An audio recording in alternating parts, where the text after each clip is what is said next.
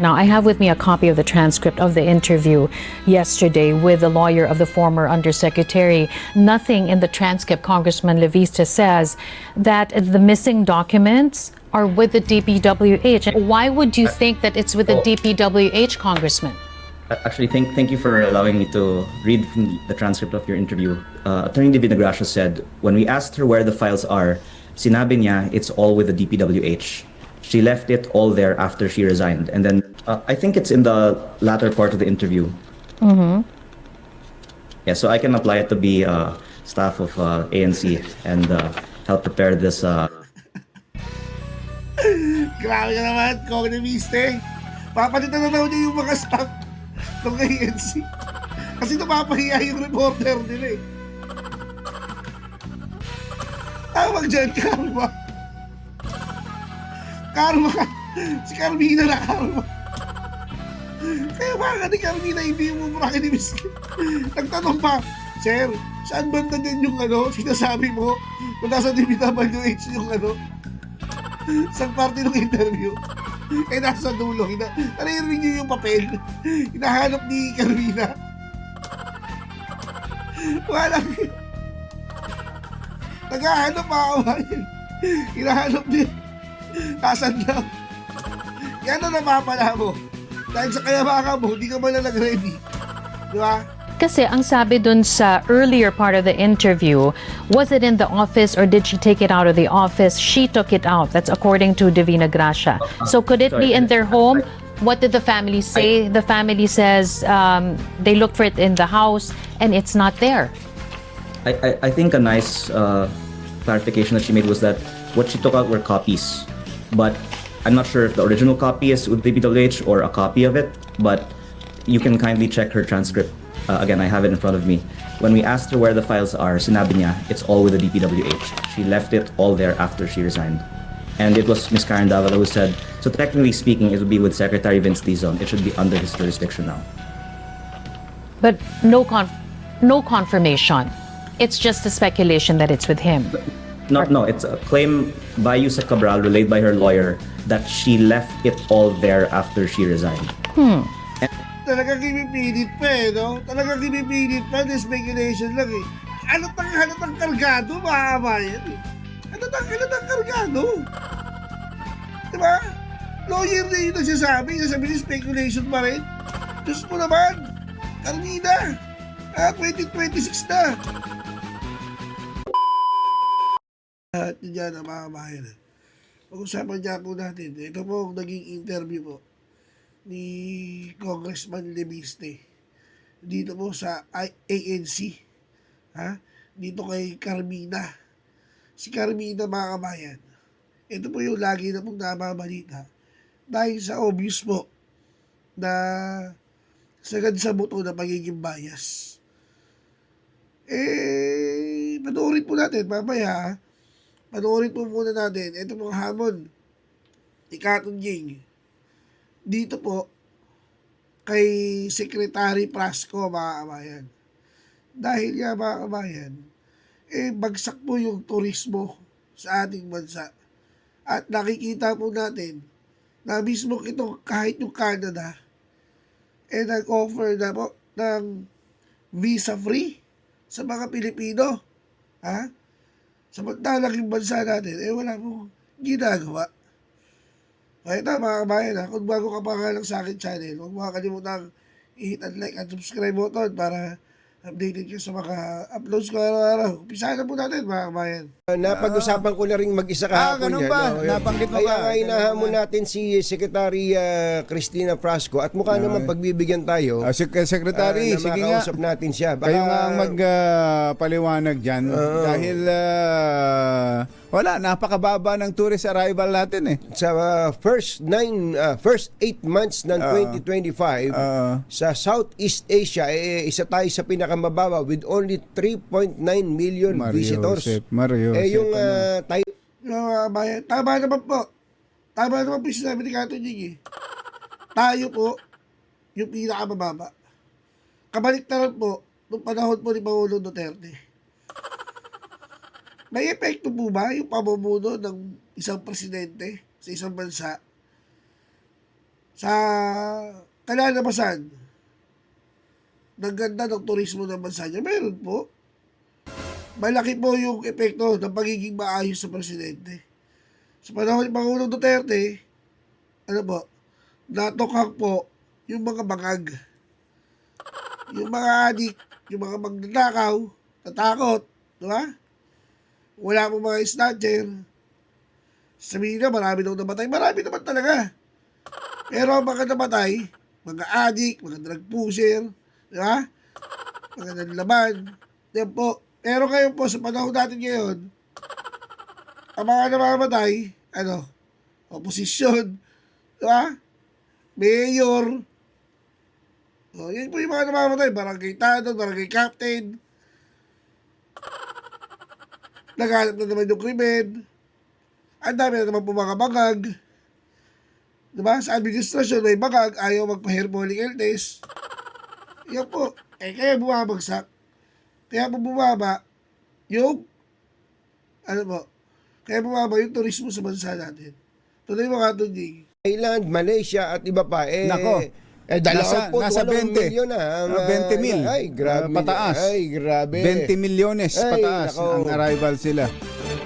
At doon sa mga napupuntahan nating bansa, kumbatsero, alam nilang may Pilipinas. Ayan, Hindi na katulad dati na pag binanggit mo ang Pilipinas, hindi nila alam. Hindi alam. Alam nila Pilipinas, Alam kaya nila. lang, hindi nila alam pumunta. Kung paano Kung pumunta. paano. At kulang nga sila sa nababalitaan sa atin. Partida. No, kay Pangulo Duterte, di pa gaano aware.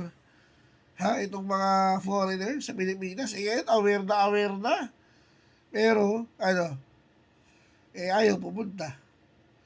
Di mo ba? Ayaw pumunta kasi natatakot. Siguro, dahil puro bakag na po eh. Diba? Puro bakag na yung mga karamihan dito sa bansa natin eh. Paano? Ang namumuno, bakag daw ayon kay Madam Amy Marcos. Puntahan na po natin. Ito mong interview kay Kong Libiste, dito ni Carmina, ng ANC, mga bayan. Sobrang bastos po. Ha? Sobrang bastos talaga. Kung may babastos pa sa isang reporter, ito po pinakabastos na sa lahat ng mga naging reporter ng ABS-CBN. Ha? Sa kapal ng makeup ng na to, sobrang kapal na po ng makeup niya. Ganun din po kasing kapal yung pagmumukha niya. Panoorin po natin. Need to know why the public should trust you and believe what you're saying, because at this point no one can corroborate what you're saying except for the late undersecretary, the rapport that you speak of. Ang pinapalabas po niya, mga bayan, wala daw po nagko-corroborate doon sa sinasabi ni Kong Libiste. Tanging si Kong Libiste lang daw po yung nagko-corroborate sa sarili niya. At maging daw po yung yumaong Cabral. Paano daw po yun? Patay na daw po si Cabral. So, ang aniniwalaan daw po ba ng taong bayan, ito si Libiste, na wala daw po nagko-corroborate sa sinabi niya. Paano po sinoblock yan? Ikaw, Libiste, pakinggan po natin, mga bayan. Knowing fully well that there is this staff who has said, although she hasn't come out in public yet, that you forcibly took these documents. And the picture that you're painting right now is that it was very cordial. Go I ahead. think what I'm saying is that your interview with Attorney Divina Gracia yesterday also corroborates that we did not have any forcible taking of documents, because actually the first title used in the ANC video said that Cabral's lawyer took, and I actually messaged ANC saying, hey, use Cabral's lawyer's word, obtained. So I thank ANC for actually correcting and thereby acknowledging there was a mistake by ANC on the title used for the video.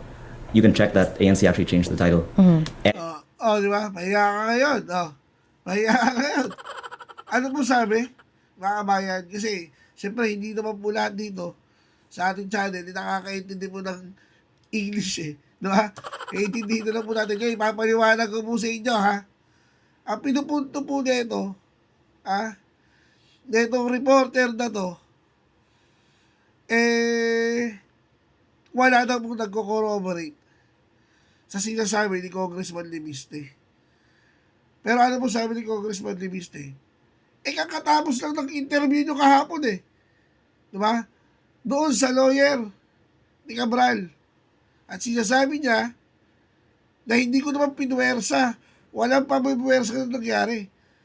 Sinita ko pa nga kayo eh. Ito mo, galing kay kay Kong Limiste. Kasi mali eh, yung title ng video ninyo. Kaya nga ninyo pinalitan kagad eh. Di ba? Yun po. Yun po ang sinabi ni Kong Limiste. Kaya pakiti-giti mo to si Congressman Limiste. Maawayan. Kaya pakiti-giti mo yan, maawayan. Kasi alam po niya yung totoo. Alam po niya yung sinasabi niya. Di ba? Pakiti-giti mo, maawayan eh. Madam, Carmina, hindi mo papasisinungalingan yung tao nagsasabi na totoo. Kahit paikot-ikutin mo pa yan. Nagsasalita ka eh. Kinokontra mo, binabastos mo. Tama bang pag-i-interview yan? Masalamat ka, tinatawad-tawanan ka lang ni Congressman Limiste. Pag iba na-interview mo, nakatikim ka na. Nakatikim ka sa ugali mong yan. Nakatikim ka. Tuloy po natin. That in the absence of any statement by her that I took, I don't know why there is this trying to put words in the mouth of Yusek Cabral's lawyer, who said that I obtained, and that despite a leading question, maintained that I was never said by her to have taken forcibly the documents. And again, that the CCTV footage and the hour that I had in the room just chatting with her, which I'm also relaying to you right now, I think also supports this. So nothing ever happened within that 1 hour that could be misconstrued as something violent, leading to a paper cut and leading to you whipping out your phone and taking photos or videos of documents, and the former undersecretary sort of saying, in so many words, for you not to do that. Nothing of that sort happened, Congressman? Well, anyone can be told to say anything, but Yusek Cabral had many opportunities. Maybe she was even asked to say some things that were not true, and she didn't. And I'm not saying that there was, like as you're saying, no one now that can rebut this statement, because the fact is I obtained it on September 4, and 3.5 months had passed from then until her untimely death, when she never said that I took them forcibly. So I would like to actually ask anyone who's asking if I took it forcibly to explain why they are saying that if Yusek Cabral never said it. Would she have? Ano ka? Carolina, ano ka? Mga kabayan, pasensya na po kayo ulit Kasi kailangan ko po i-explain to eh. Doon sa mga kababayan po natin, siyempre, di ba, hindi naman po lahat talaga nakakaintindi ng English, mga kabayan. Kahit nga po si Sir Robin Padilla pag nagsasalita po yan, kahit si Pangulong Digong, di ba, sa zona niya, Pangulo Duterte, mas gusto niya nagtatagalog para lahat po ng mga nakikinig maintindihan. Kaya po, dito po sa senaryong to, iniisis pa po ni Carmina na sa loob daw po ng 1 oras na yun, wala daw po bang nangyaring gulo, agawan ng mga files. Ang pinapalabas po ni Carmina, nagkaagawan po si Cabral at si Kong Limiste doon sa files. Ano po sabi ni Kong Limiste? Diba? Sa 3 months, nakuha ko yung file, binigay sa akin 3 months, hindi mo magsasalita si Cabral? Na pinuwersa ko siya? Kung pinuwersa mo, nagsalita na po yan. Ano Carmina? Hindi ko alam kung ano tumatakbo sa utak ng Carmina to. Pero isa lang po ang lumalabas. Binibigyan niya po ng mali siya. Ito po si Congressman Limiste. Dapat yung mga ganitong interviewer, tinatanggal na po dyan sa channel na yan. Bastos po napakabastos mo. Hindi ka dapat tawagin ma'am Ano dapat sa'yo tawag? Hoy. Ha? Dahil napakabastos mo, Hoy. Carmina. Napakabastos mo. Sa lahat ng mga interviewer na nakita ko, ikaw ang pinakabastos. Diba? Ikaw ang isa sa walang kwentang mag-interview. Galing na rin po kay Kong Limiste. Na yung mga question nyo, leading question nyo, nilalagay nyo yung salita sa bibig ng mga ini-interview nyo. Buti na lang, matalino mo yung lawyer ni Cabral at hindi mo niya sinabi yung mga gusto nyo pong sabihin na dapat sabihin niya. Kasi hindi mo sila bobo ka. Hindi mo sila tanga ka, madam. Hindi mo na madam, hoy. Tutuloy pa ba natin ito, abay? Kitang-kita naman po yung tuloy natin. Had any reason to fear you, Congressman? I think the lawyer of Attorney Yusek Cabral actually expressed that she was under pressure by others. I think she didn't specify in the ANC interview yesterday who, but I can say a little bit more about that in this interview. Yeah, but my question first is, did she have any reason to fear you in particular? Because previously you said she could have spoken out about, you getting the documents if it were true that you forcibly took those documents from her, but she didn't. So my question is, would she have had any reason to fear you in particular? Actually, I'd say it's the opposite. She would have more reason to fear the people who would have more leverage on her to testify that I had taken them forcibly, because they don't want the list to be released to the public. Because I think, based on the number of government agencies that have commented on the list that should not be made public in their eyes, that there are very powerful people that want to keep the list non-public. And so she had actually more pressure to sign an affidavit that I forcibly took the documents, and despite that, more powerful people's pressure did not, because it is not true. Who are these powerful people, Congressman Leviste? Well, one is Secretary Vince Dizon, who remains in charge of the DPWH and has influence over any staff of DPWH who may be pressured to say certain things 3.5 or now 4 months after the fact. Who are the others?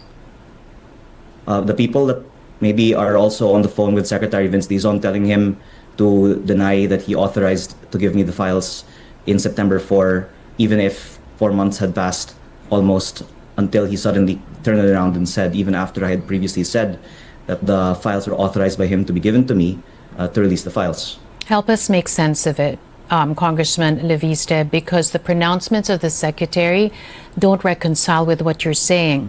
The Secretary has been saying anything and everything that has to do with transparency, saying that he is... Ito mga kabayan ang pinupunto po dito ni Hoy, interviewer, mga kabayan, pinapalabas po niya na kaya daw po hindi nagsalita si Cabral. Dahil daw po natatakot kay Congressman Leviste. Ano po sinasabi ni Congressman Leviste? Hindi ba mas dapat matakot si Cabral dun sa mga mas mataas na ayaw siyang pagsalitain, na ayaw lumabas yung listahan na yan? Tulad dito, naghahanap ng pangalan si Gaga. Tulad dito, number 1, Vince Dizon. Di ba? Na kung saan ngayon, tinatanggi na niya na inauthorize niya yung pagbibigay ng files kay Congressman Leviste. Mga kabayan, ikaw lang po ang hindi nakakaintindi, madam. Kasi kami, sa interview, naiintindihan namin Ikaw lang ang hindi nakakaintindi. Bakit? Hindi namin alam, baka kargado ka. Hindi namin alam. Baka babaya, kargado yung interview mo. Kasi pinapaintindi sa'yo, ayaw mong intindihin. Di ba? Kasi sa lahat ng mga interviewer, ikaw ang pinaka-bastos. Hindi namin alam kung nagbabastusan ka lang, o talagang may nagutos sa'yo para bastusin si Congressman Leviste. O baka yung naratibo mo, Kasi yung naratibo mo, baka mamaya, dating ano ka eh. Diba, ibig sabihin, dating anti-Marcos to eh. Eh, pro-Marcos na kayo ngayon. Ha? Madam, everything you have said doesn't make sense. Why? Alam mo, ikaw lang marunong mag-English, ha? Ha? Everything that you have said doesn't make sense. Why? Because,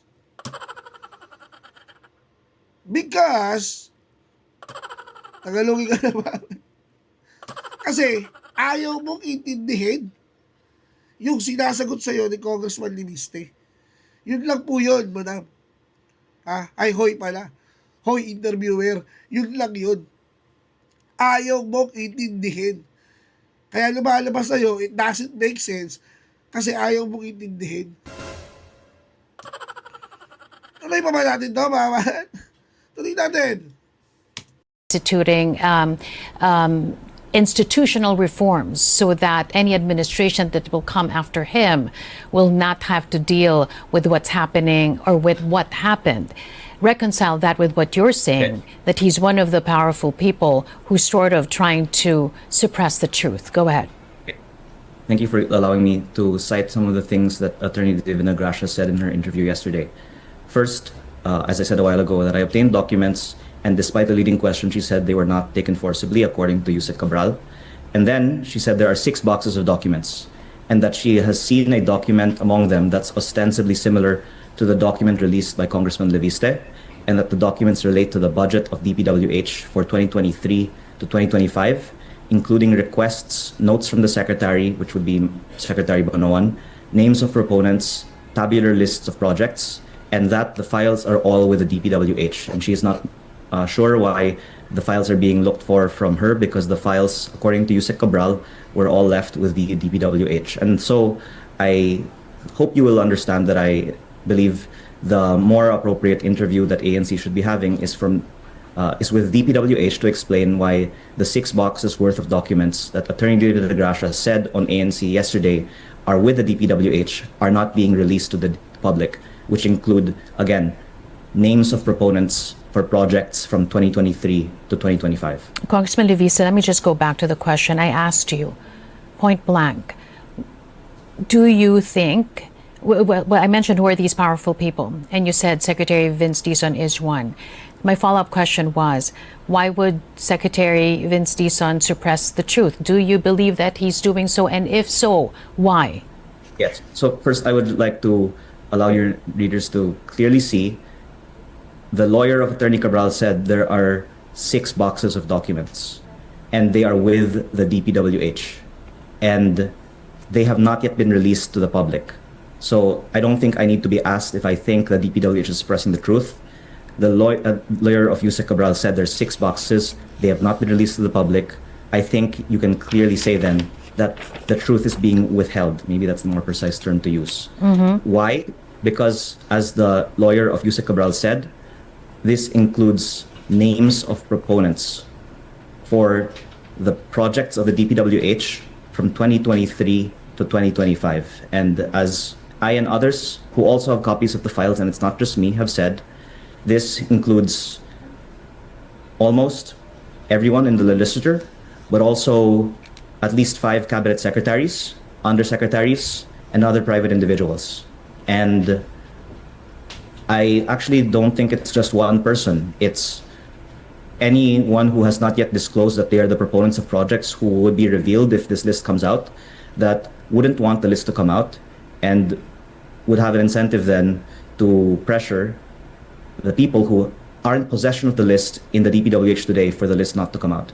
I'm wondering. And by the way, I think some of those people might also be upset that I'm giving this interview because they had thought that I would not give many interviews anymore. And I'm only giving this interview because of the new useful information that was shared by ANC yesterday, and thus I'm giving this interview only on ANC. So these powerful people, you're in touch with them, and they know that you have the list, and they know that you might just divulge the list, Congressman.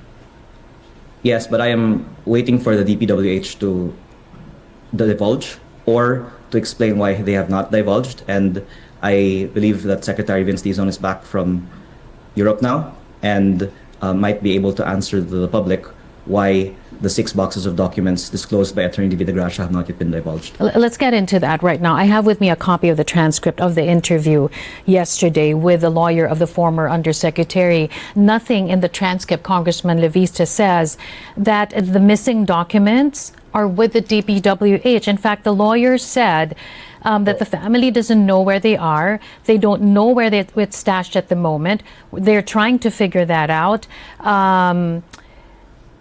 They looked for it in their house. It's not there. Why would you think that it's with the DPWH, Congressman? Actually, thank you for allowing me to read from the transcript of your interview, because I very judiciously got it before this. Attorney Divina Gracia said, when we asked her where the files are, sinabi niya it's all with the DPWH. She left it all there after she resigned. And then Carmina. Ha? Carmina. Hoy, Carmina. Bago ka kasi mag-interview, ha? Basahin mo yung buong script ng interview nyo kahapon dun sa lawyer. Babanatan mo pa si Kong Leviste. Ha?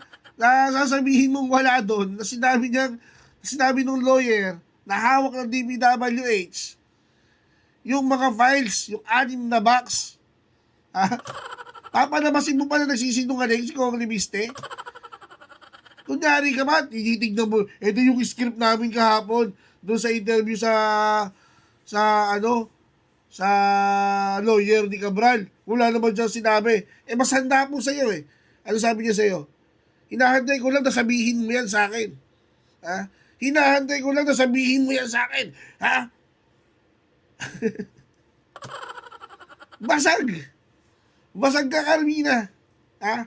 Pinapakita mo lang na ikaw ay isang walang kwentang interviewer. At dapat sa'yo ay, hindi sa bagay, attack dog ka rin siguro. Kaya ayaw mong, hindi kasi sisantihin ng ABS-CBN. Diba? Hindi kasi sisantihin yan. Pero isa lang ang lumalabas. Basag ka. Ha? Basag ka. Kay Congressman Leviste. Ha? Next time, magbasa ka ng script nyo. Total naman, hawak nyo naman yung mga script nyo dyan. Ha? Para hindi ka napapahiya. Bakit? Napakayabang mo eh. Hambog ka sa interview eh. Yan. Ha? Bumabanda sa'yo, madam. Bumabanda sa'yo, hoy. Ha? Bumabanda sa iyo. Basag ka kay Congressman Leviste. Congressman, tuloy mo, pambabasag.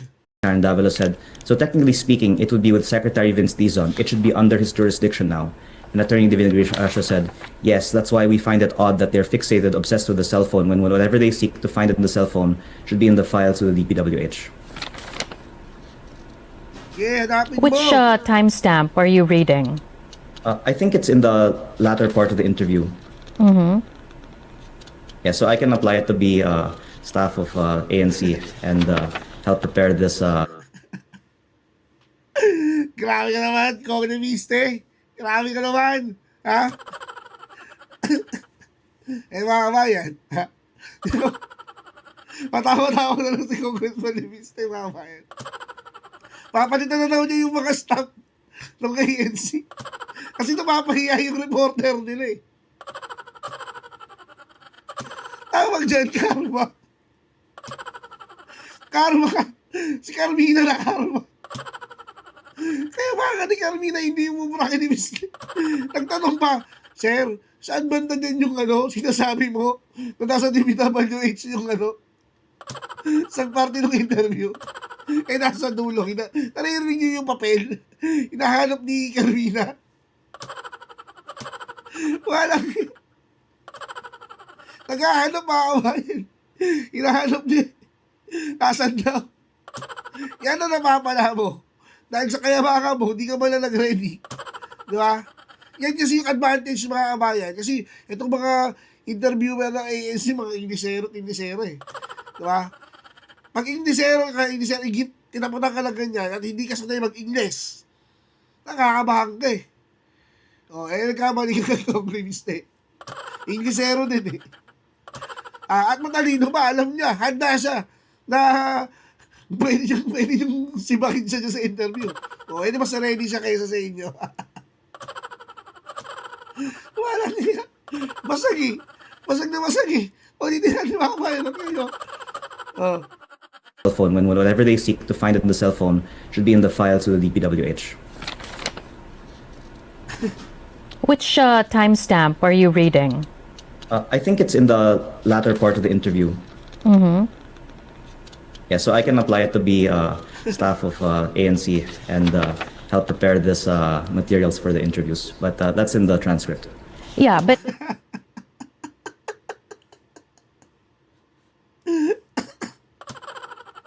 Patawa na lang si Economist eh. Oh, pakising-isip eh. Naririnig niyo yung papel, yung tunog ng papel, mga kabayan. Inaano, nagtanong pa eh. Sa'yo, nasan ka na banda? Saan na banda yun, hindi ko makita. Tuloy na nga natin. so you believe that it's with the DPWH, even That's without Attorney what the Divina Gracia said. Oh, yes. I would add, because I also mentioned already previously that I have seen another person's copy of the file that I refer to that they obtained recently from a source in DPWH. So there are copies of these files, including by another media outlet that has been running nightly reports on the contents of the files that did not come from me, that have the same contents as my files. Kasi ang sabi dun sa earlier part of the interview, was it in the office or did she take it out of the office? She took it out. That's according to Divina Gracia. So could it be sorry, in their home? What did the family say? The family says they looked for it in the house and it's not there.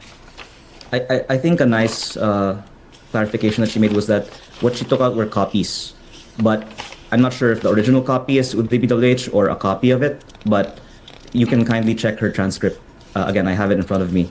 When we asked her where the files are, sinabi niya, it's all with the DPWH. She left it all there after she resigned. And it was Ms. Karen Davila who said, so technically speaking, it would be with Secretary Vince Dizon. It should be under his jurisdiction now. But no confirmation. It's just a speculation that it's with him.